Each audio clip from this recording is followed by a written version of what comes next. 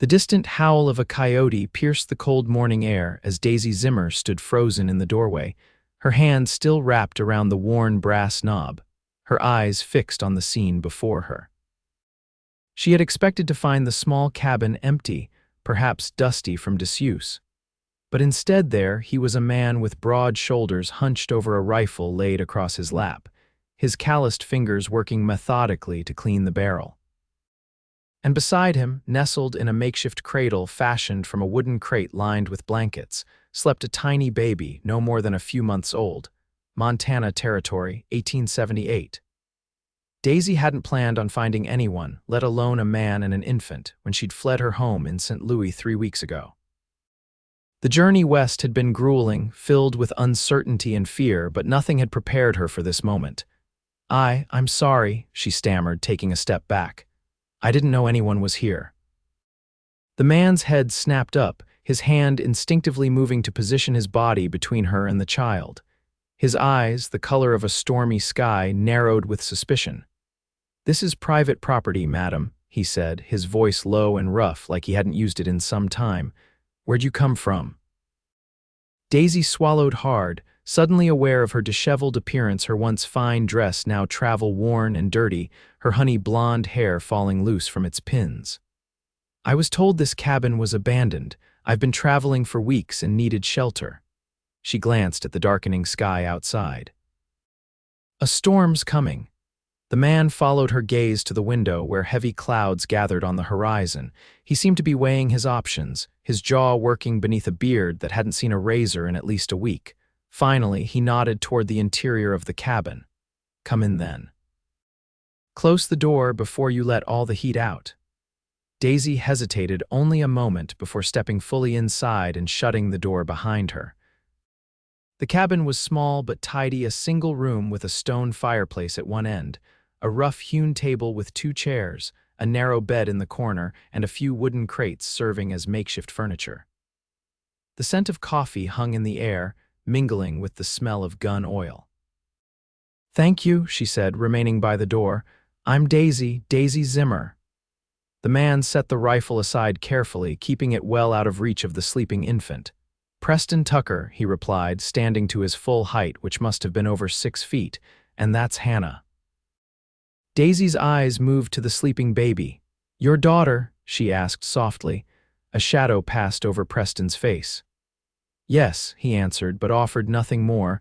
The silence stretched between them, broken only by the gentle breathing of the child and the crackle of the fire. "The storm looks bad," Preston finally said, moving to the window to peer out at the darkening sky. "You can stay until it passes, then you'll need to move on."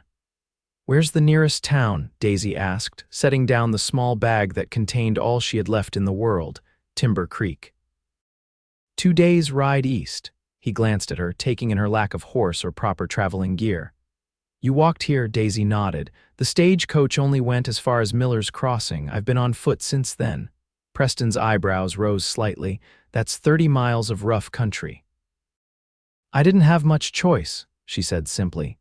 Before Preston could respond, the baby in the crate began to stir, tiny fists waving in the air as her face scrunched up in preparation to cry. Preston moved with surprising gentleness for such a large man, scooping the infant up and cradling her against his chest. "SHH, Hannah," he murmured. "You're all right." The baby's cries grew more insistent, and Preston's expression turned to one of barely concealed panic. "She's hungry, but I'm running low on milk. Been mixing it with water to make it last." Without thinking, Daisy stepped forward and held out her arms. "May I? I worked in an orphanage in St. Louis. I know a thing or two about babies." Preston hesitated, then carefully transferred the squirming infant to Daisy's waiting arms. Hannah continued to cry, but Daisy bounced her gently, humming a soft tune as she paced the small cabin. "Do you have any oats?" she asked, "in that sack by the fireplace. And honey?" "Small jar on the shelf," Daisy nodded. "I can make her a porridge that will fill her belly until you can get more milk." She looked up at Preston, whose face showed a mixture of relief and wariness. "If you'll hold her a moment, I'll prepare it." The exchange was made again, and Daisy set to work at the small stove, occasionally glancing over her shoulder at the unlikely pair. Preston Tucker was not what anyone would call a conventional father. His rough hands looked more suited to breaking horses than cradling infants, and the gun calluses spoke of a man who'd spent more time with weapons than with children. Yet there was tenderness in the way he held his daughter, a fierce protectiveness that Daisy recognized all too well. "Where's her mother?" Daisy asked softly as she stirred the simple porridge. Preston's face hardened. "Dead," he said flatly. "Childbirth fever took her 3 months ago." "I'm sorry," Daisy said, and she meant it. She knew what it was to lose someone you loved, to have your world upended in a single moment. Outside, the first fat drops of rain began to hit the roof, and the wind picked up, whistling through the cracks in the cabin walls. The storm had arrived, and with it, the certainty that Daisy would be spending the night under Preston Tucker's roof. "The porridge is ready," she said, taking a small spoon from a drawer. "It's not much, but it should help." Preston watched with a mixture of curiosity and suspicion as Daisy fed tiny spoonfuls to Hannah, who eagerly accepted the simple meal. The baby's cries subsided, replaced by contented gurgles. "Where did you learn to do that?" Preston asked. Daisy smiled, the first genuine smile she'd managed in weeks. "Like I said, I worked in an orphanage. You learn to make do with what you have when there are 20 hungry babies and not enough of anything to go around." Preston nodded, watching as Hannah's eyes began to droop. "You're good with her. She's a beautiful baby," Daisy said softly. "She has your eyes." A ghost of a smile touched Preston's lips. "Her mother's knows, though, and her spirit, God help me." Once Hannah was asleep again, carefully laid back in her makeshift cradle, Preston gestured to the table. "Sit, you must be hungry too." Daisy didn't argue. She was starving, having rationed her meager supplies carefully over the past days. Preston ladled stew from a pot hanging over the fire into a wooden bowl and placed it before her along with a chunk of bread. "It's not much," he said, echoing her earlier words. "It's more than I've had in days," she replied honestly, taking a spoonful. The stew was simple rabbit, she thought, with a few root vegetables, but it was hot and filling. As she ate, Preston returned to his rifle, continuing the cleaning process he'd been engaged in when she arrived. His movements were practiced, methodical, a man who knew his weapon intimately. "Are you expecting trouble?" Daisy asked between bites, nodding toward the gun. Preston's hands paused momentarily. "Out here, it's best to be prepared," he said. "Wolves get hungry in the winter, and some men are worse than wolves." Daisy nodded, understanding all too well what he meant. "How long have you been here, just the two of you?" "Since Hannah was born," Preston replied. "Had a ranch about 50 miles north, but after Lily died." He trailed off, focusing intently on the gun parts before him. "This place belonged to an old trapping partner of mine. Figured it would do until Hannah's a bit older." The simple statement held volumes of unspoken grief and uncertainty. Daisy recognized the look of a person trying to navigate a life they hadn't planned for. "And what then?" she asked gently. Preston shrugged. "Haven't thought that far ahead, just taking it day by day." Daisy nodded, understanding completely. That's all any of us can do sometimes. The rain was falling in earnest now, drumming on the roof and turning the ground outside to mud. Lightning flashed, briefly illuminating the small cabin, followed by a crack of thunder that made Daisy jump. Hannah stirred but didn't wake. "You'll have to stay the night," Preston said, more a statement of fact than an invitation. "You can take the bed. Hannah and I will manage by the fire." "I couldn't possibly." "You could," he interrupted, "and you will." "I'm not in the habit of making women sleep on the floor while I take the bed." There was something in his tone that brooked no argument, so Daisy simply nodded her thanks. As the evening wore on, they fell into an unexpected rhythm, Daisy tending to Hannah when she woke fussing, Preston adding logs to the fire to keep the chill at bay. They spoke little, but the silence wasn't uncomfortable. When Hannah woke crying in earnest around midnight, it was Daisy who rose first, lifting the baby before Preston could even get to his feet from his bedroll near the fire. "I've got her," Daisy said softly. "Go back to sleep." Preston watched as Daisy paced the small cabin, softly singing a lullaby to his daughter. In the flickering firelight, with her hair loose around her shoulders and Hannah nestled against her chest, she looked like she belonged there, like this could be her cabin, her child. The thought unsettled him. "Who are you running from?" he asked suddenly. Daisy froze mid-step, her arms tightening instinctively around Hannah. "What makes you think I'm running from someone?" she countered, but her voice lacked conviction. Preston sat up, leaning against the wall. "A woman doesn't travel 30 miles alone through Montana wilderness because she's out for a pleasant stroll. You're running, same as me." Daisy resumed her pacing, silent for so long that Preston thought she might not answer. Finally, she spoke, her voice barely audible over the rain. "My husband died 6 months ago, or at least that's what everyone believes." Preston waited, sensing there was more to the story. "Walter was a banker," she continued. "Respected in the community, generous with donations to the church and orphanage where I worked.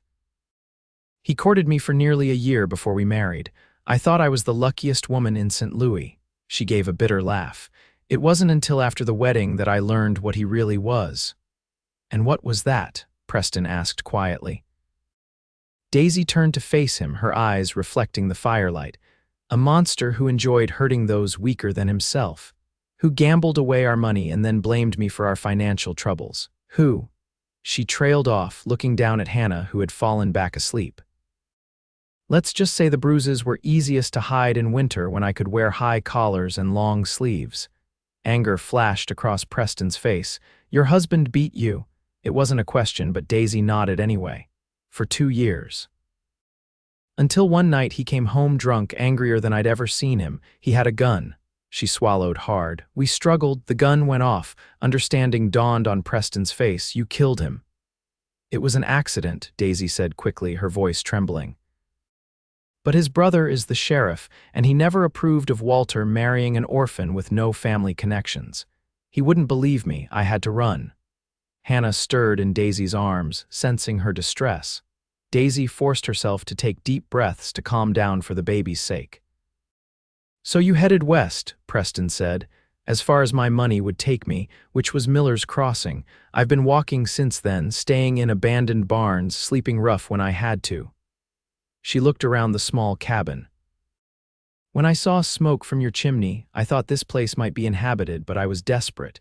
The storm was coming, and I was so tired." Preston stood and crossed to where she stood.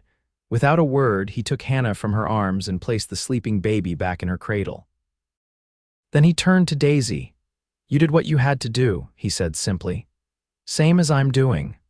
"Are you running too?" Daisy asked, suddenly realizing she knew nothing about this man beyond the fact that he was a widower with a baby daughter. Preston's expression closed off. "Get some sleep, Miss Zimmer. Storm might break by morning and you'll want to be rested for your journey." With that, he returned to his bedroll, effectively ending the conversation. Daisy stood for a moment longer, watching as he turned his back to her, then returned to the narrow bed, pulling the rough blanket up to her chin. Despite her exhaustion, sleep was long in coming, her mind filled with thoughts of the strange, taciturn man and his motherless daughter.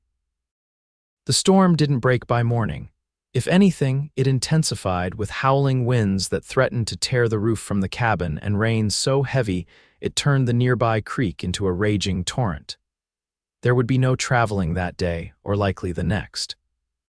Preston accepted this reality with stoic resignation, going about his morning routine as if Daisy's presence was merely an inconvenient but unavoidable fact. He tended to Hannah first, changing her with practiced efficiency before Daisy could offer to help. Then he built up the fire and put coffee on to boil. "You'll have to stay until the creek goes down," he said, glancing out the window at the dismal weather. "Trying to cross it now would be suicide." "I'm sorry to impose," Daisy said, trying to smooth her wrinkled dress and pin up her hair into some semblance of order. Preston shrugged. "Not your fault. Weather does what it wants out here." He handed her a cup of strong, black coffee. "We need to talk about provisions, though." "Wasn't expecting to feed an extra mouth." Daisy reached for her bag. "I have some money, not much," but Preston waved her off. "Keep your money. What I meant was we need to be careful with what we have. I was planning to hunt today, but with the storm." He gestured to the window. "I can help stretch what you have," Daisy offered. I'm good at making a little go a long way. Preston eyed her for a moment, then nodded. All right, show me, and so began their unexpected cohabitation. Daisy took stock of Preston's meager pantry, some flour, beans, dried meat, the last of the oats, a bit of honey, and a few potatoes starting to sprout. With careful rationing and some creativity, she assured him they could manage for at least a week, hopefully long enough for the storm to pass. As the day wore on, they fell into a natural division of labor. Preston took care of the essential tasks, keeping the fire burning, checking for leaks in the roof, making sure no water was getting into the small lean to where his horse was stabled. Daisy cared for Hannah and prepared their meals, turning simple ingredients into surprisingly satisfying dishes. By evening, the cabin felt different, somehow warmer, more like a home than just a shelter. Hannah lay on a blanket near the fire, cooing and kicking her legs as Daisy sang to her and dangled a wooden spoon for her to grab. Preston, returning from checking on his horse, paused in the doorway, struck by the domestic scene before him. For a moment, he could almost pretend this was his life, not the broken pieces he'd been trying to hold together since Lily died, but something whole and good. The thought scared him more than he cared to admit. Storm's not letting up, he said, closing the door against the wind and rain. Creek's higher than I've ever seen it. Daisy looked up, catching something in his expression she couldn't quite name. We'll be all right, she said softly. We have shelter, food, warmth. That's more than many have in weather like this. Preston nodded, moving to the fire to warm his hands. You're right about that. That night, as they sat by the fire after Hannah had fallen asleep, Preston finally spoke of what had brought him to this isolated cabin. I was a rancher before, he said, his eyes fixed on the flames. Had a decent spread north of here. Nothing fancy, but it was growing. Lily and I had plans. Daisy listened quietly, sensing that Preston wasn't a man who shared his thoughts often. When she told me she was expecting, I was scared half to death, he continued with a rueful smile. What did I know about being a father? But Lily, she was so happy. Started making plans right away, a cradle, baby clothes, even talking about which room would be the nursery. His smile faded. She never got to see any of it. What happened? Daisy asked gently. Preston's jaw tightened. The birth was hard, too hard. The doctor said afterwards there was nothing that could have been done, but I don't believe him. If we'd been closer to town, if I'd gotten her help sooner. He shook his head. She held Hannah once, just long enough to name her after her mother, and then she was gone. The pain in his voice was raw, unhealed. Daisy resisted the urge to reach out and touch his hand. After the funeral, I couldn't stay at the ranch. Too many memories, too many plans we'd made together, and I didn't know the first thing about caring for a baby. He ran a hand over his face. I sold the ranch to my neighbor for less than it was worth, just to be done with it. Packed what I could carry and came here. To start over, Daisy asked. Preston shrugged. To hide, maybe, to grieve, to figure out how to be a father to Hannah when I can barely take care of myself. You're doing better than you think, Daisy said, glancing at the sleeping infant. She's healthy, happy, that counts for a lot. Only because I've been lucky, Preston countered, and now with winter coming. He let the thought trail off, but Daisy understood. Winter in Montana was no time to be alone in a remote cabin with a baby. You could go to town, she suggested. Timber Creek, you said. Surely there are people who could help. No, Preston cut her off sharply. We're better off alone. There was something in his tone, a finality that suggested this wasn't just about grief or solitude. Daisy remembered her own words from the night before. You're running too. What happened at the ranch, Preston? She asked quietly. What are you not telling me? For a moment she thought he wouldn't answer. Then he reached for the coffee pot, pouring the last of the now cold coffee into his cup. Before I sold the ranch, I had a run-in with some men, cattle rustlers. They'd been working their way through the valley, hitting the smaller spreads that couldn't afford to hire extra hands for protection. He took a sip of the cold coffee, grimacing at the taste. They came to my place about a week after Lily died. Maybe they thought I'd be too grief-stricken to put up a fight. Were you? Daisy asked. A grim smile crossed Preston's face. I was grief-stricken, all right, but that just made me more dangerous. I caught two of them trying to drive off my best breeding stock. Shot one in the shoulder, got the other in the leg. His expression darkened. Turns out they had powerful friends. The wounded men were cousins to Judge Blackwell and Helena. Next thing I know, there's a warrant out for my arrest for attempted murder. But they were stealing your cattle. Daisy protested. Their story was they were just passing through, asked for water for their horses, and I came out shooting like a madman. Preston's laugh held no humor. And who do you think the authorities believed? A grieving widower who everyone in town already thought had gone half crazy with loss, or the cousins of one of the most respected judges in the territory? Understanding dawned on Daisy's face. So you ran. Sold the ranch, grabbed Hannah, and disappeared before the sheriff could serve the warrant. Preston set his cup down with more force than necessary. Been here ever since, trying to figure out what to do next. Can't stay forever, but can't exactly waltz into town with Hannah either. The fire crackled in the silence that followed his confession. Outside, the rain continued its relentless pounding on the roof. Seems we're both on the wrong side of the law, Daisy finally said, a wry smile lifting the corners of her mouth.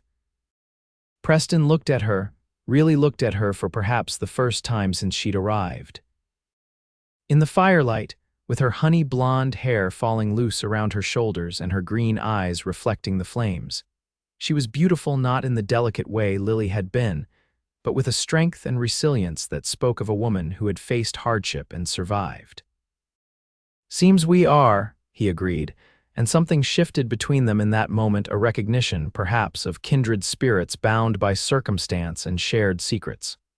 The storm continued for 3 more days, keeping them confined to the small cabin. What might have been an uncomfortable imprisonment instead became a time of unexpected connection. Daisy proved herself not just useful but essential, caring for Hannah with natural ease while also teaching Preston how to better tend to his daughter's needs. You need to support her head more when you lift her, Daisy demonstrated, cradling Hannah against her shoulder. She's getting stronger, but her neck muscles aren't fully developed yet. Preston watched intently, then mimicked Daisy's actions when she transferred Hannah to his arms. The baby gurgled happily, grabbing at his beard with tiny fingers. See, she loves when you hold her, Daisy said, smiling at the pair.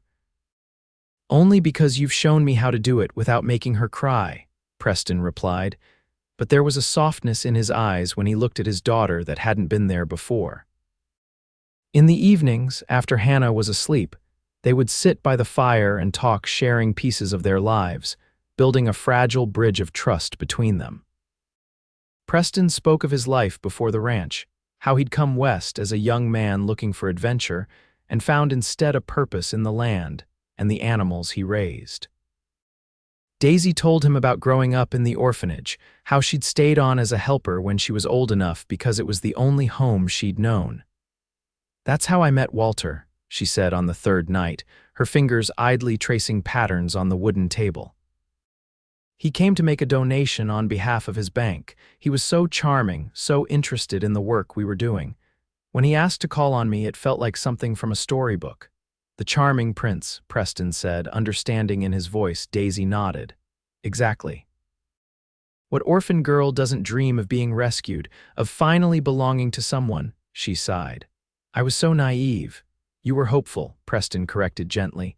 There's no shame in that. On the morning of the 4th day, they awoke to silence. The storm had finally passed.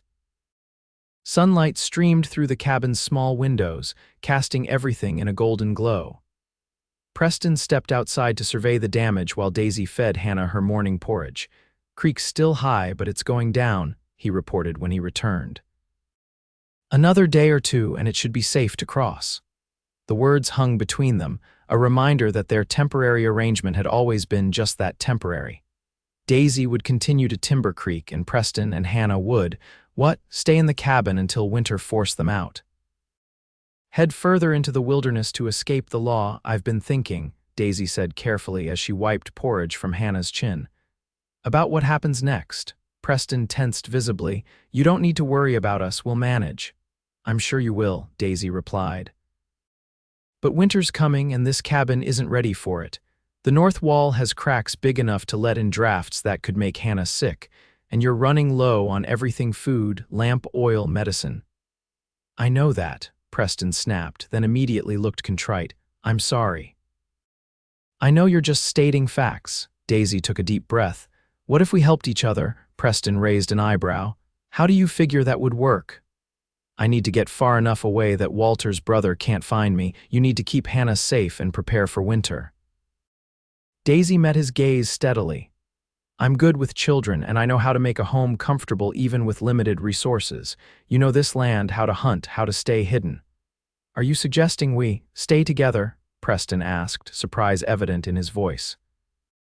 As a practical arrangement, Daisy clarified quickly, though her cheeks flushed slightly. Just until spring, perhaps. By then, you could have a plan for something more permanent for Hannah, and I could have saved enough to move on, perhaps to Oregon or California.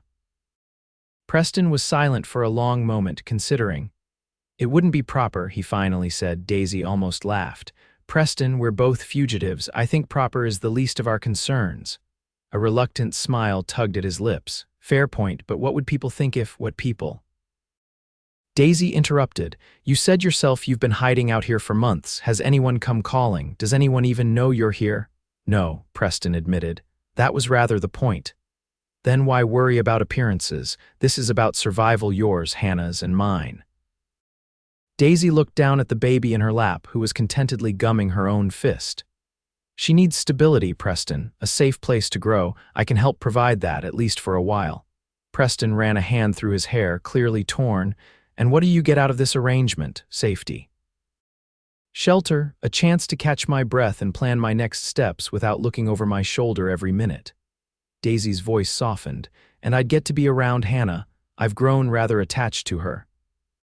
Something flickered in Preston's eyes, recognition, perhaps, of the genuine affection Daisy had developed for his daughter. Or maybe it was something more, something neither of them was ready to name. All right, he said finally, until spring, but there need to be rules, boundaries. Of course, Daisy agreed quickly. And if either of us feels the arrangement isn't working, we say so. No hard feelings. Agreed. Preston extended his hand as if to seal the deal with a handshake. Daisy placed her smaller hand in his, noting the calluses on his palm, the strength in his grip, and the unexpected gentleness with which he held her hand. Partners, then, Preston said. Partners, Daisy echoed and felt for the first time in months something like hope unfurl in her chest. With the decision made, they wasted no time in implementing their plan. The creek was still too high to cross safely, which gave them several days to prepare the cabin for winter. Preston showed Daisy the root cellar dug into the hillside behind the cabin, where they could store preserves and root vegetables to keep them from freezing. It's nearly empty now, he said, holding up a lantern to illuminate the small underground space. But if I can get a deer or two before the first snow, we'll have meat, and there are wild berries on the ridge that should be ripe for picking. Daisy nodded, already making mental calculations about what they would need. I saw cattails growing by the creek. The roots can be ground into flour if we run low, and I know how to preserve just about anything if you can find me some jars and vinegar. Their planning was interrupted by Hannah's cries from inside the cabin. Both adults turned automatically, their shared concern for the baby creating an instant bond that transcended their still new partnership. Over the next week, as the creek gradually returned to its normal level, Preston and Daisy settled into a routine that felt surprisingly natural. Mornings began early, with Preston tending to his horse and checking his traps while Daisy cared for Hannah and prepared breakfast. Afternoons were spent on the various tasks needed to prepare for winter, Daisy patching holes in the cabin walls with a mixture of mud and straw, Preston chopping firewood, and stacking it against the cabin's western wall. In the evenings, after Hannah was asleep, they would sit by the fire and continue to plan, their heads bent close together over a rough map Preston had sketched of the surrounding area. There's good hunting in this valley, he'd say, pointing to a location. And hickory nuts in these woods if we can beat the squirrels to them. Daisy would nod, committing the information to memory, occasionally making suggestions of her own. We should gather as many pine needles as we can before the snow. They make a tea rich in vitamins that helps prevent winter illness. On the 8th day after the storm, Preston announced it was time to go to town for supplies. "The creek's down enough to cross safely, and we need things we can't find or make here," he said as they finished their breakfast. "Salt, coffee, cloth for diapers, medicine in case Hannah gets sick." Daisy nodded, understanding the necessity, but a flicker of worry crossed her face. "Is it safe for you to go to town? What about the warrant?" Preston's expression was grim. "It's not ideal, but Timber Creek is small and off the main routes. News travels slow. And I can't send you alone. It's too dangerous for a woman by herself, especially with the kind of men who pass through these parts." "What about Hannah?" Daisy asked, looking at the baby who was happily playing with a wooden spoon on a blanket near the fire. Preston hesitated, clearly torn. "I thought, perhaps you could stay with her. I'd feel better knowing she was with someone who knows how to care for her properly." The simple admission that he trusted Daisy with his daughter's well-being touched her deeply. "Of course I'll stay with her," she said softly. "We'll be fine until you return." Preston nodded, relief visible in his eyes. "I should be back by nightfall if I'm not." He trailed off, then shook his head as if dismissing the thought. "I will be, but just in case, there's a loaded rifle above the door and extra ammunition in the metal box under my bedroll." The fact that he was preparing her for the possibility that he might not return sent a chill through Daisy. She had only known this man for a short time, but the thought of being left alone, of Hannah losing her father as she had already lost her mother, was almost unbearable. "You'll come back," she said with more confidence than she felt. "Hannah and I will be waiting." The look Preston gave her then was complicated, filled with emotions neither of them was ready to name. Without another word, he gathered his saddlebags and gun belt, checked his rifle one last time, and headed for the door. "Preston," Daisy called just as he was about to step outside. When he turned, she crossed to him quickly and straightened the collar of his worn coat. "Be careful." His hand caught hers, holding it briefly against his chest. She could feel his heartbeat beneath her palm, steady and strong. "I will," he promised, and then he was gone, the door closing behind him with a soft thud that seemed to echo in the suddenly quiet cabin. The day passed with agonizing slowness. Daisy kept herself busy caring for Hannah, cleaning the cabin, and preparing a stew from the last of their supplies, all the while listening for the sound of hoofbeats that would signal Preston's return. As the afternoon waned and shadows lengthened across the cabin floor, her anxiety grew. Hannah, perhaps sensing Daisy's unease, became fussy, refusing to nap and crying whenever Daisy set her down. By sunset, with still no sign of Preston, Daisy was pacing the cabin with the baby on her hip, singing softly more to calm herself than Hannah. When darkness fell completely and the stew had been simmering for hours, Daisy began to fear the worst. Had Preston been recognized in town, arrested? Or had something happened on the journey, an accident, an attack by wolves or bandits?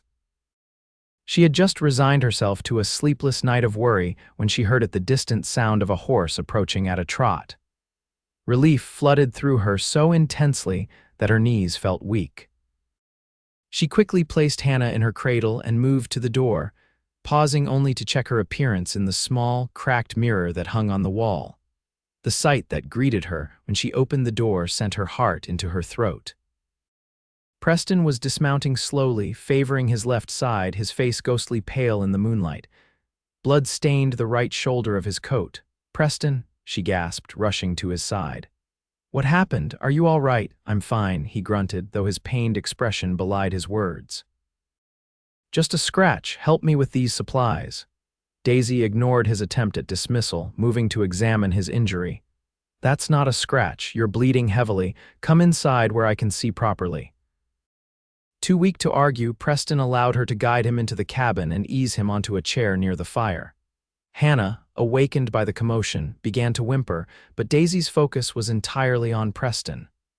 "I need to see the wound," she said, helping him remove his coat and shirt. A deep gash ran across his upper arm, still seeping blood. "This needs stitches." Preston nodded weakly. "There's a medical kit in the saddlebags. Managed to get everything we needed before." He trailed off, his face pale with blood loss. Daisy worked quickly, first attending to Hannah to ensure she was comfortable, then retrieving the medical supplies from Preston's horse. To her relief, among the items he'd purchased was a proper medical kit with needle, thread, and disinfectant. "This will hurt," she warned as she cleaned the wound with whiskey from a bottle he'd also brought back. Preston hissed through clenched teeth but didn't cry out. "Not my first bullet graze," he managed. "Bullet?" Daisy's hands stilled. "Preston, what happened in town?" He sighed, wincing as she began to stitch the wound closed. "Ran into trouble on the way back. 3 men tried to rob me about 5 miles from here. I think they were just opportunists, not lawmen, if that's what you're worried about." "I'm worried about you bleeding to death," Daisy retorted, though relief that he hadn't been recognized flooded through her. "Takes more than this to kill me," Preston said, attempting a smile that came out as more of a grimace. "Besides, I got 2 of them before they decided the supplies weren't worth it. They won't be back." Daisy concentrated on her stitching, trying not to think about what might have happened if Preston's aim had been less true, or if the bullet had struck a few inches to the left, closer to his heart. "There," she said finally, cutting the thread and applying a salve from the medical kit to the wound before bandaging it. "You should rest now, you've lost blood." Preston nodded tiredly. "The supplies?" "I'll take care of them," Daisy assured him. "You need to sleep." With her help, Preston made it to the bed the first time he'd used it since Daisy's arrival. As she pulled the blanket over him, his hand caught hers. "Thank you," he said softly, "for being here, for taking care of Hannah, for—" He gestured vaguely at his bandaged arm. "That's what partners do," Daisy replied with a gentle smile. "Rest now, we'll talk in the morning." As Preston drifted into an exhausted sleep, Daisy busied herself with unloading the supplies he'd brought: coffee, flour, sugar, salt, dried beans, ammunition, fabric, and most precious of all, several small jars of milk for Hannah. Despite the danger he'd faced, Preston had managed to acquire everything they needed and more. The realization of how easily she might have lost him, this man she barely knew, but who had somehow become essential to her well-being, hit Daisy with unexpected force. She sank onto a chair, suddenly overwhelmed by emotions she couldn't quite name. Across the room, Preston slept fitfully, his face relaxed in sleep in a way it never was when he was awake. Beside him in her cradle, Hannah slept peacefully, unaware of how close she had come to losing her father. In that moment, Daisy knew with absolute certainty that what had begun as a partnership of convenience had become something far more complicated and far more precious.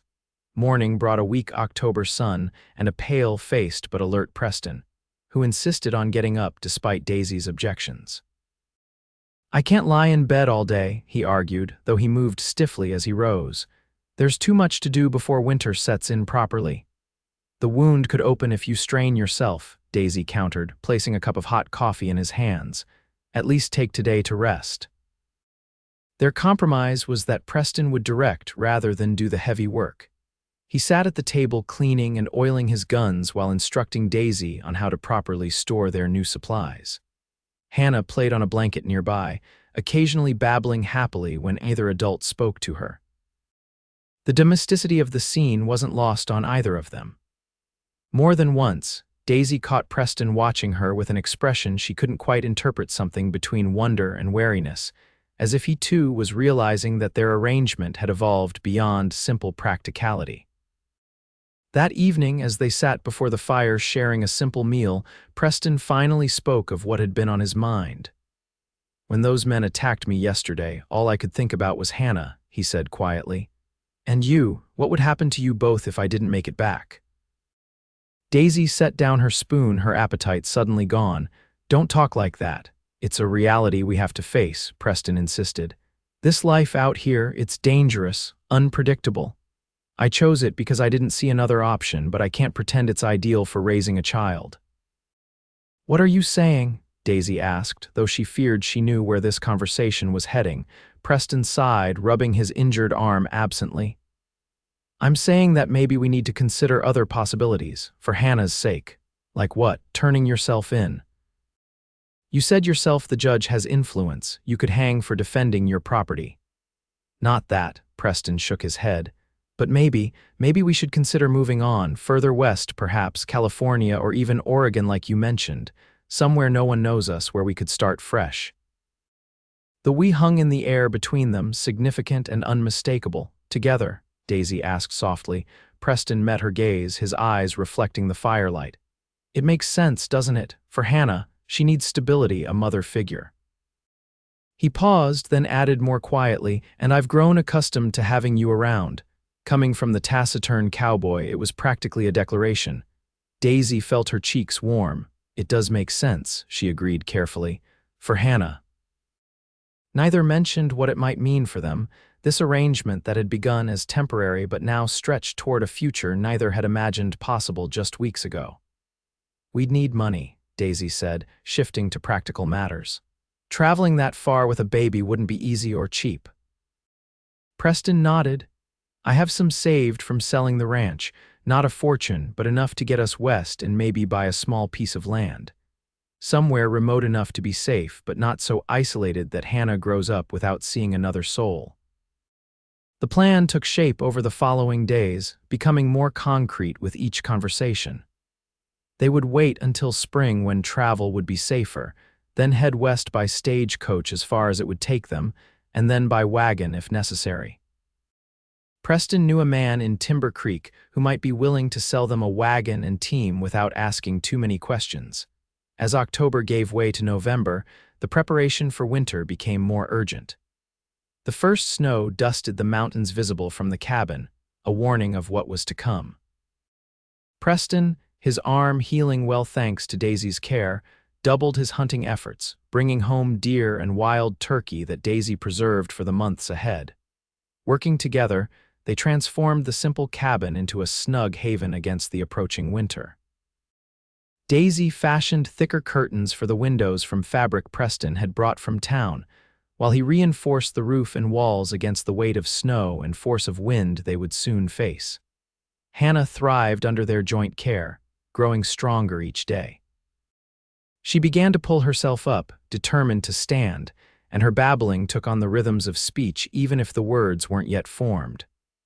Preston marveled at each new development, his love for his daughter evident in every gentle interaction. "She has your stubbornness," Daisy teased one evening as Hannah repeatedly tried and failed to grab a wooden spoon just out of her reach, refusing to give up despite multiple tumbles. Preston smiled, pride evident in his expression. "And your determination. Never seen a baby so set on getting what she wants." The casual comment linking Daisy to Hannah as if they shared blood caused a warmth to spread through Daisy's chest. More and more, she found herself thinking of Hannah not as Preston's child whom she was helping to care for, but as theirs in some indefinable way. And more, she found herself watching Preston when he wasn't aware the way his hands, so large and capable, could be infinitely gentle with Hannah, the way his eyes crinkled at the corners when he smiled, the way he hummed under his breath when he worked, old trail songs he probably didn't even realize he remembered. She wasn't sure when exactly her feelings had shifted from cautious partnership to something deeper, but there was no denying it now. And sometimes, when she caught Preston looking at her with that same unguarded expression, she wondered if perhaps he felt it too. The first major snowfall came in late November, blanketing the world outside their cabin in pristine white. Hannah watched from Daisy's arms at the window, her blue eyes wide with wonder at the transformation. "Her first snow," Preston said, coming to stand beside them. "At least the first she's old enough to notice." "It's beautiful," Daisy murmured, her breath fogging the cold glass. "Like everything's been made new." Preston's hand came to rest lightly on her shoulder, the casual touch sending warmth through her despite the chill from the window. "That's what I like about snow," he said softly. "It covers everything, all the scars, all the ugly parts, gives the world a clean slate." Daisy turned to look at him, struck by the metaphor. "Is that what we're looking for in California, a clean slate? Isn't that what everyone wants eventually?" Preston's gaze was steady, questioning. "A chance to start over, to be judged for who you are now, not who you were or what you did in the past." Yes, Daisy whispered, thinking of all she'd left behind in St. Louis, the fear, the pain, the moment when the gun had gone off and changed everything.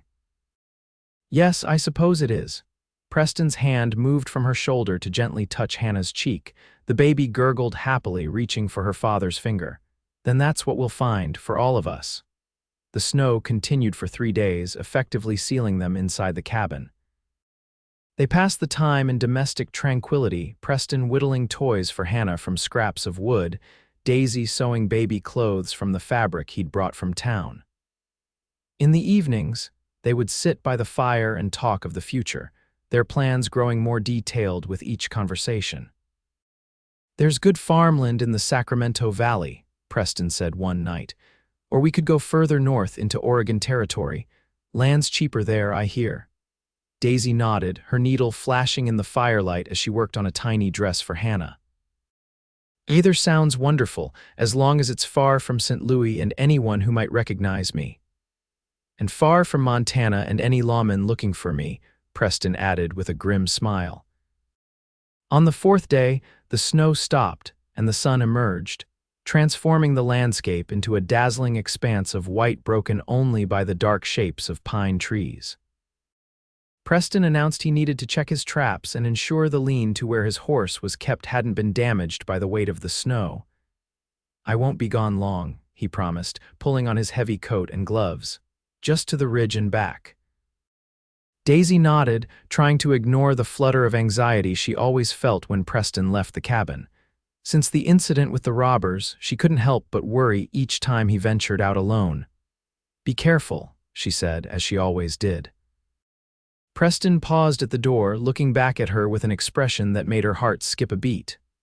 "Always am," he replied softly. "Got too much to come back to now." The simple statement, loaded with meaning, hung in the air between them for a moment before Preston turned and headed out into the snow. Daisy busied herself with household tasks, keeping Hannah entertained while watching out the window for Preston's return. The baby was particularly fussy that day, perhaps sensing the tension in Daisy's movements as the hours passed and Preston didn't return.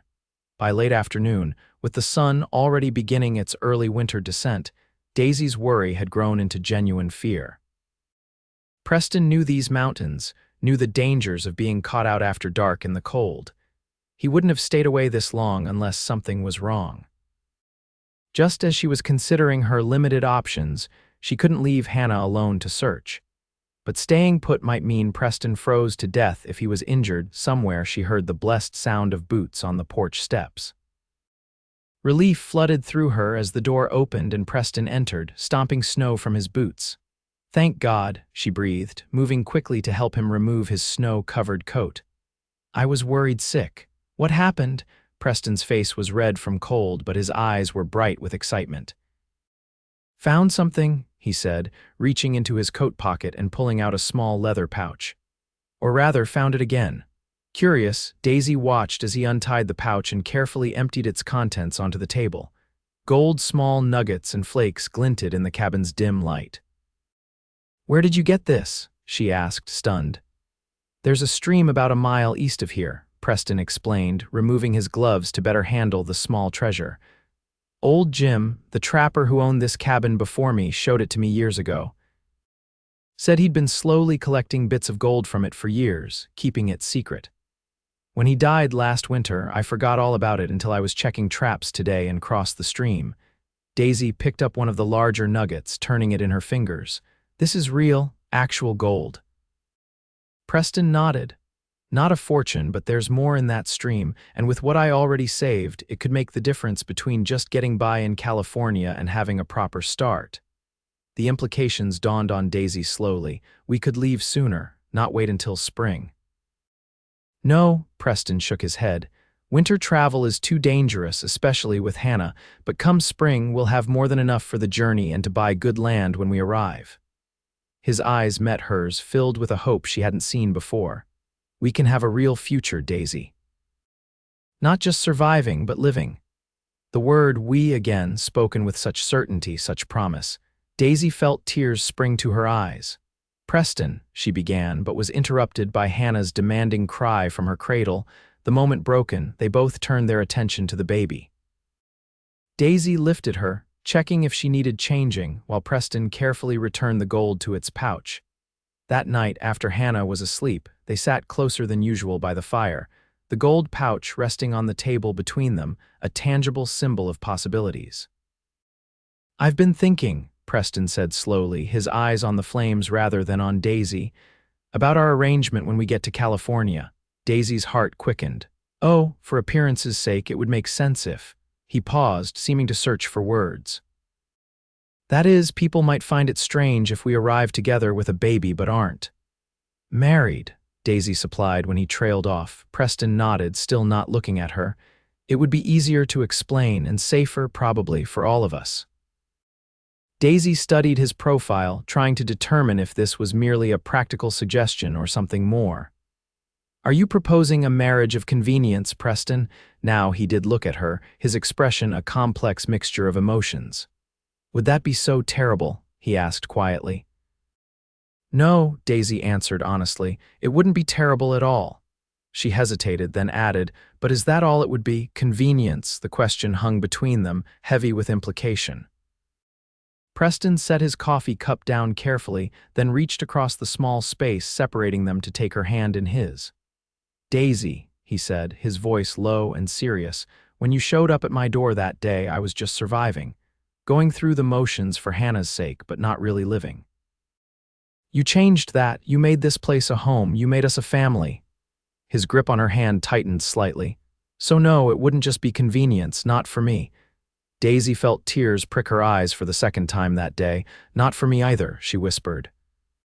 Preston's free hand came up to cup her cheek, his touch gentle as if she might break.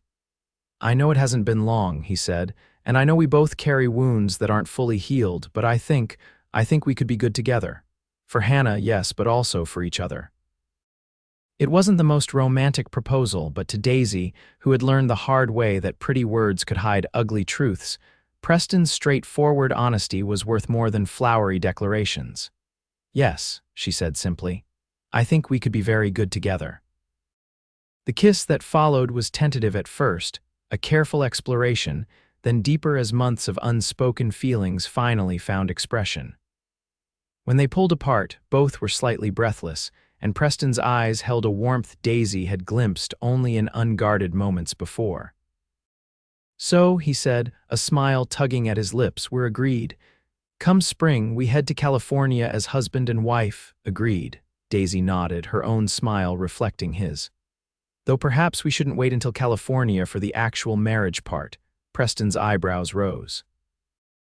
"You want to get married here, in Timber Creek. Is there a preacher there?" "There's a circuit rider who comes through every few months. Might be there now, actually, since it's nearly Christmas." Daisy hadn't even realized how close the holiday was, the days having blended together in their isolated existence. "Then yes, I'd like to be married properly before we leave, for Hannah's sake and—" She hesitated, then continued, "and because I want to start our new life together the right way." With nothing hidden, nothing to be ashamed of, Preston nodded, understanding in his eyes. "Then as soon as the weather allows, we'll go to town, all three of us." The weather did not allow for another 2 weeks, during which time their new understanding brought subtle but significant changes to their relationship. Preston's customary reserve softened, and he began to share more of his thoughts and memories with Daisy. She, in turn, found herself speaking more freely of her past, the good and the bad, knowing now that she was accepted fully for who she was. They didn't rush the physical aspect of their relationship, both aware of the importance of building a foundation of trust first. But there were more touches, more moments of closeness. Preston's hand at the small of Daisy's back as they moved around the cabin, Daisy's fingers lingering on his arm when she checked his healing wound, shared smiles over Hannah's head as they watched her attempts to stand and take her first steps. When the day finally came that the snow had packed down enough to make the journey to Timber Creek possible, they prepared with a mixture of excitement and trepidation. Preston hitched his horse to a small sleigh he'd built years ago with old Jim, making sure there was plenty of room for Daisy and Hannah to sit comfortably wrapped in blankets against the cold. It's about 3 hours to town, he explained as he helped Daisy into the sleigh, Hannah securely bundled against her chest.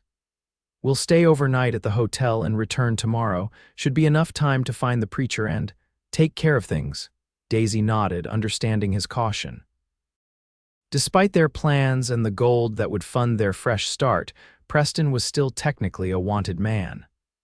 They would need to be careful in town, avoiding too much attention or scrutiny. The journey was cold but beautiful, the snow-covered landscape pristine and silent except for the rhythmic jingle of the sleigh bells and the occasional call of a winter bird.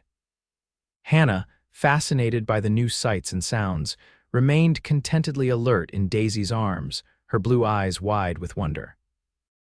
Timber Creek proved to be even smaller than Daisy had imagined, a single street lined with basic establishments. General store, blacksmith, saloon, small hotel, and a modest church at the far end. Preston drove the sleigh directly to the hotel, helping Daisy and Hannah down before seeing to his horse. "Wait inside," he instructed quietly. "I'll handle the arrangements and ask about the preacher." The hotel lobby was plain but clean, warmed by a large fireplace at one end. Daisy sat in a chair near the fire, Hannah on her lap, trying not to appear as nervous as she felt. This was the first time she'd been in a public place since fleeing St. Louis, and although the rational part of her knew no one here would recognize her, she couldn't help but feel exposed. Preston returned shortly, his expression a mixture of relief and caution. "Got us a room for the night," he said, sitting beside her and keeping his voice low.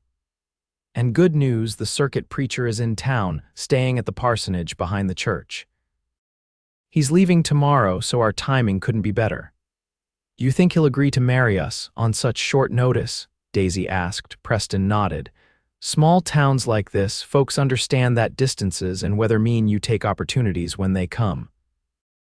I told the clerk we'd been snowed in at our homestead and had been waiting months for the preacher to come through." He smiled slightly. Not entirely a lie. They decided to visit the general store first to purchase a few items. They couldn't make themselves a proper coat for Hannah, who was growing faster than expected, coffee beans, and if possible, a simple ring for the ceremony. Then they would call on the preacher to arrange the marriage. The store was busy with locals stocking up on supplies, and Daisy felt a moment of panic at being surrounded by so many strangers after months of isolation. Preston seemed to sense her discomfort, placing a reassuring hand at the small of her back as they made their way through the crowded space. They were examining children's coats when a voice called out from behind them.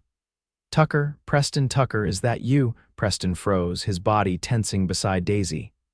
Slowly, he turned to face the speaker, a tall man in a sheriff's coat, gray-haired but fit, with a badge pinned to his chest.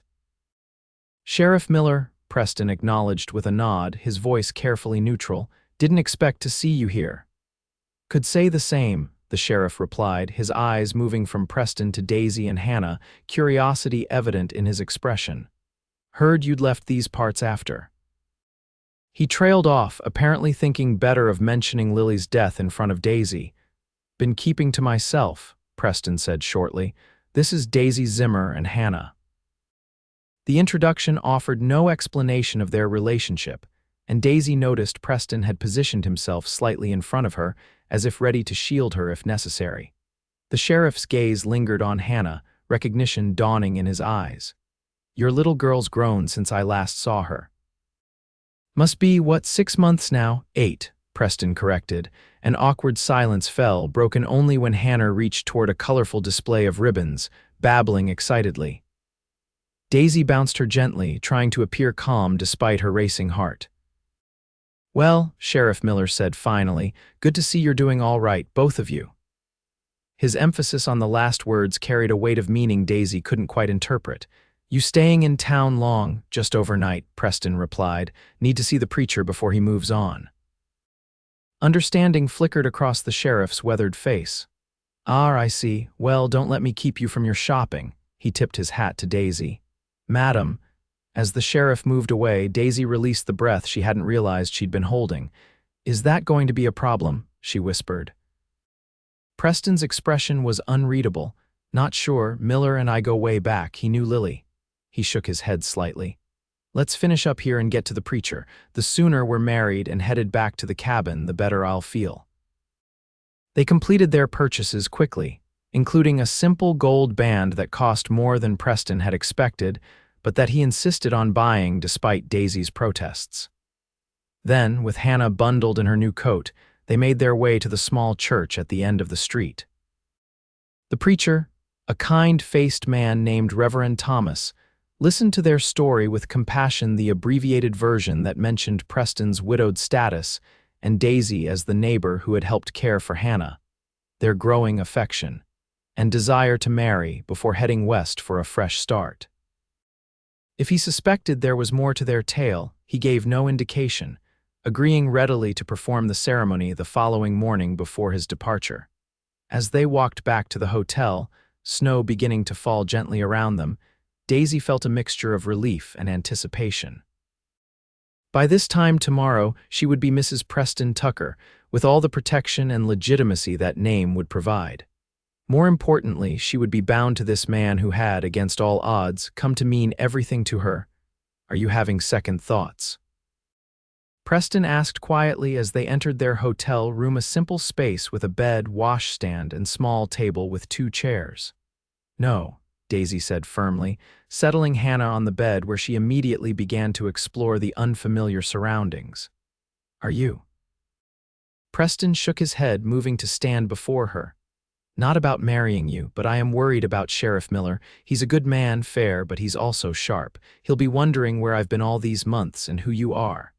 Do you think he knows about the warrant? Daisy asked, the fear she'd been suppressing all day finally finding voice. If he does, he'd have said something. Duty would require it, even if we're friends. Preston ran a hand through his hair, a gesture Daisy had come to recognize as a sign of his inner turmoil. But that doesn't mean word won't reach him eventually. We need to stick to our plan, marry tomorrow, return to the cabin, and come spring, head west before anyone has a chance to look too closely at either of our stories. Daisy nodded, moving to take his hand in hers. One day at a time, she said softly. That's how we've managed so far, and it's worked pretty well, wouldn't you say? A smile finally broke through Preston's worried expression. Better than pretty well, he agreed, drawing her closer. In fact, I'd say finding you on my doorstep that day might be the best thing that's happened to me in a very long time. Even though I interrupted you cleaning your rifle, Daisy teased, remembering their first meeting, Preston's smile widened. Especially because of that. If I hadn't been sitting right there, rifle in hand, Hannah sleeping beside me, you might have kept on walking.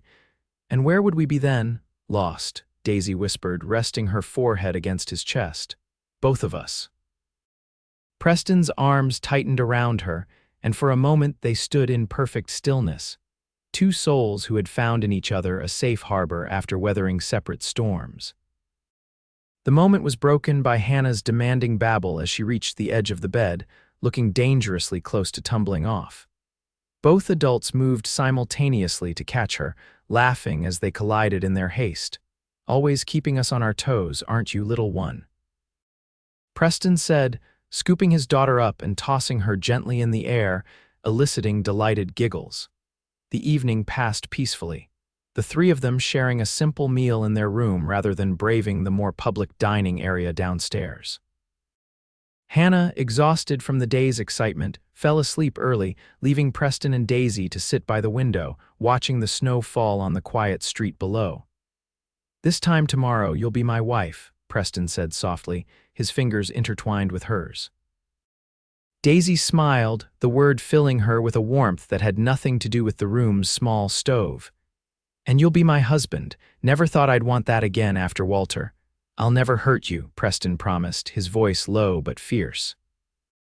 Never raise my hand to you, never make you afraid in your own home.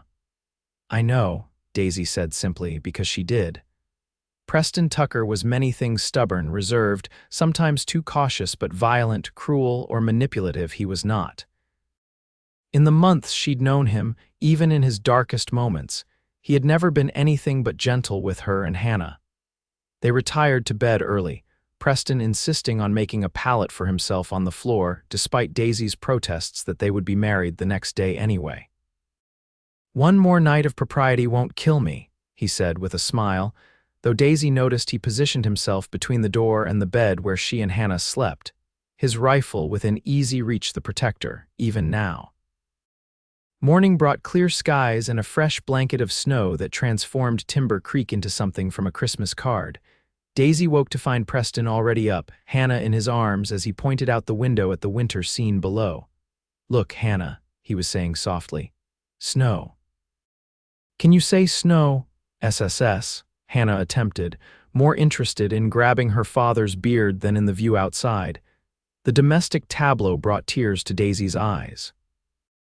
This was to be her family not by blood or by the conventional paths that most women traveled, but by choice and circumstance and, yes, love.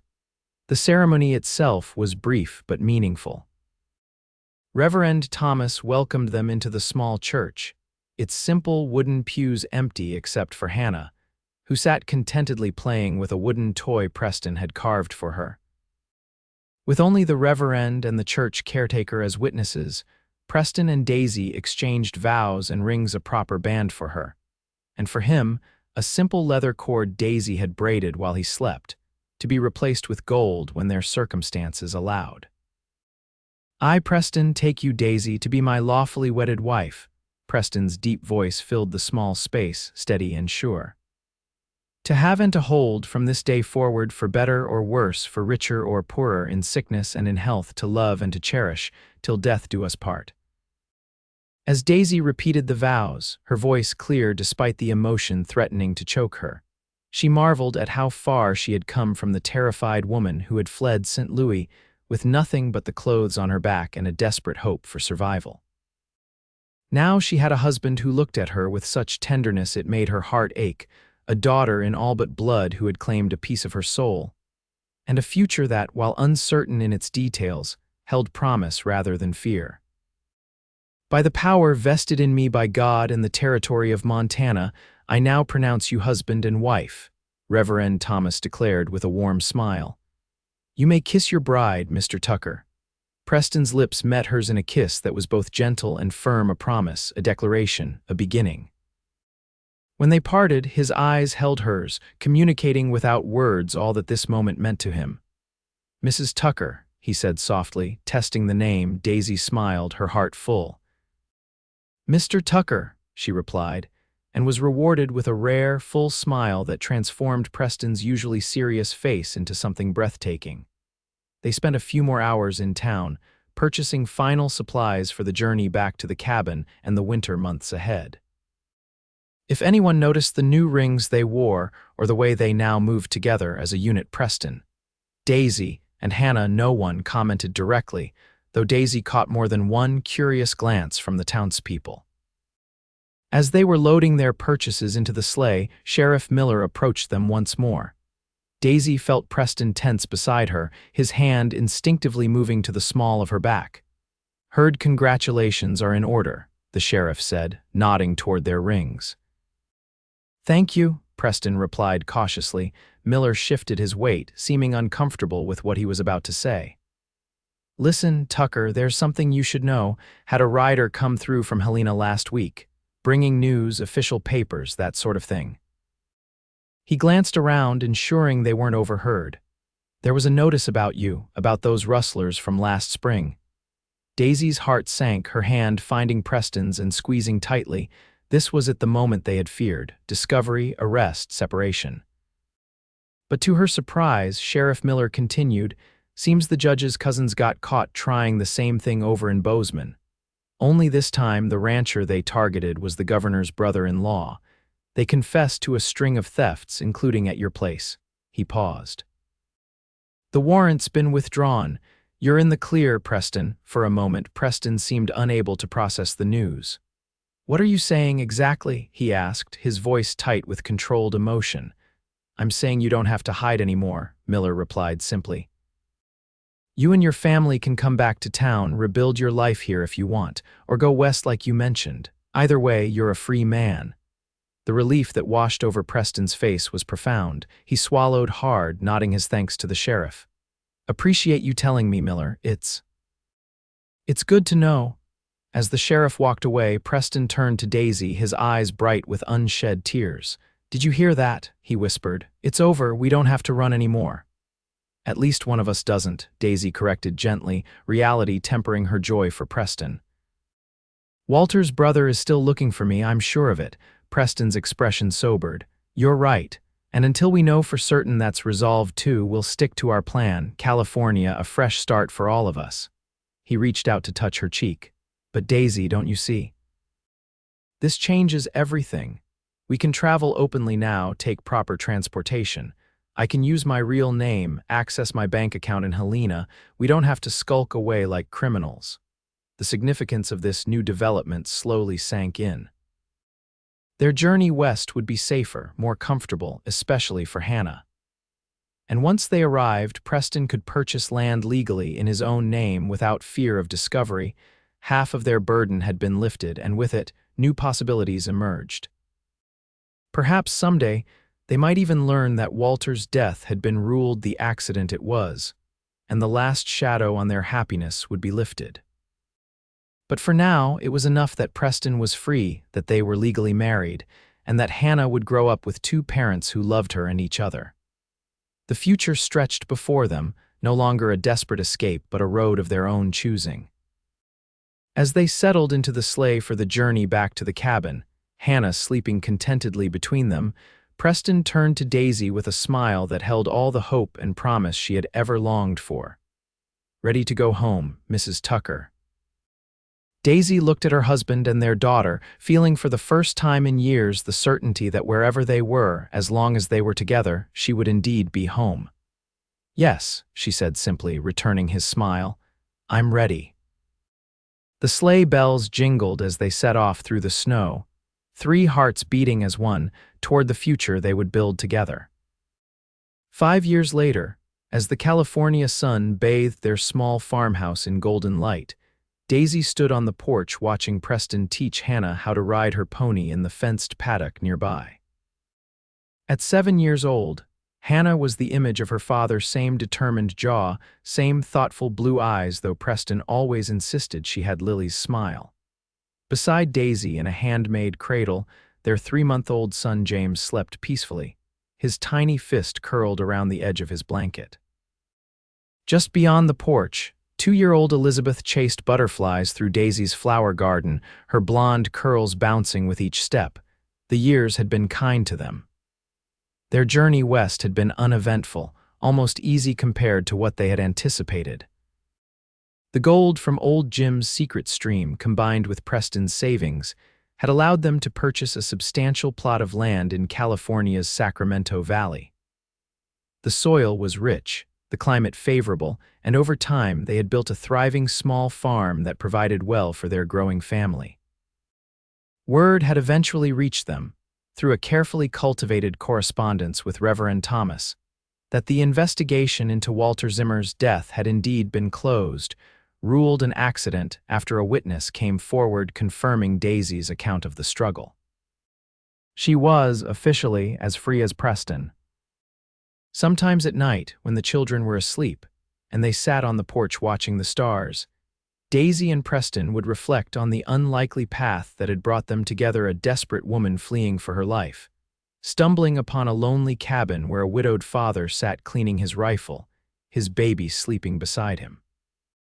"It was fate," Daisy would say, leaning her head against Preston's shoulder.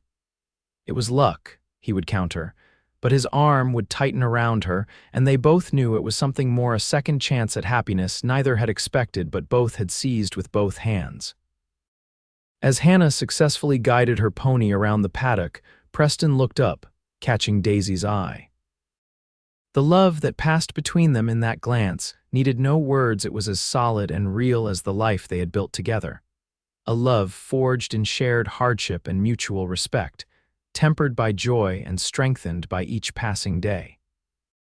Preston lifted Hannah from the pony and set her on his shoulders, heading toward the porch where Daisy waited with their younger children. This was their legacy. Daisy thought not the gold that had given them their start, nor the farm that provided their living, but the family they had created against all odds from the broken pieces of their separate lives. "Mama." Hannah called, waving excitedly from her perch on Preston's shoulders. "Did you see? I rode all by myself, I saw," Daisy called back, smiling at the daughter of her heart. "You were magnificent." As Preston approached with Hannah, Elizabeth abandoned her butterflies to run to her father, arms raised in a demand to be picked up too. With practiced ease, Preston swung her up with his free arm, balancing a child on each side as he climbed the porch steps. "Quite a sight you make, Mr. Tucker," Daisy teased, rising to meet him. "The most handsome pack mule in California." Preston's laugh, once so rare, now came easily. "And you, Mrs. Tucker, are the most beautiful mother of three this side of the Mississippi." Their lips met in a brief, sweet kiss, interrupted by Hannah's giggle and Elizabeth's attempt to join in with a wet smack to her father's cheek. James stirred in his cradle, adding his voice to the family chorus. Later, when the children were asleep and the house was quiet, Preston and Daisy sat on the porch swing, her head on his shoulder, his arm around her waist. "I was thinking about that day again," Preston said softly. "The day you found us, Daisy murmured sleepily. "What about it?" "I almost didn't let you in," he admitted. "Was this close to sending you back into that storm." Daisy lifted her head to look at him. "What changed your mind?" Preston smiled, the moonlight silvering his face. "Hannah did. She'd been fussy all morning, wouldn't settle. But the moment you picked her up, she quieted right down. It was like she knew something I didn't." "That we belonged together," Daisy said softly. "All of us." "All of us," Preston echoed, drawing her closer as the night settled around their home, their sanctuary, the life they had built from chance and choice and love. And in that moment, under the vast California sky, Daisy knew with absolute certainty that the frightened woman who had fled sent. Louis would never have imagined this outcome, this happiness, this peace, this family that was hers in every way that mattered. But that woman had been brave enough to run, brave enough to knock on a stranger's door during a storm, brave enough to trust when trust seemed foolish. And Preston, the grieving widower cleaning his rifle with his baby sleeping beside him, had been brave enough to open that door, to let her in, to believe that a second chance at love was possible. Together, they had created something beautiful from the ashes of their past lives, a love story that hadn't followed any conventional path, but was no less real, no less enduring for the obstacles it had overcome. As she drifted towards sleep in her husband's arms, Daisy's last thought was one of profound gratitude for the storm that had driven her to that cabin door, for the man who had opened it, and for the baby who had somehow known, even then, that they would become a family.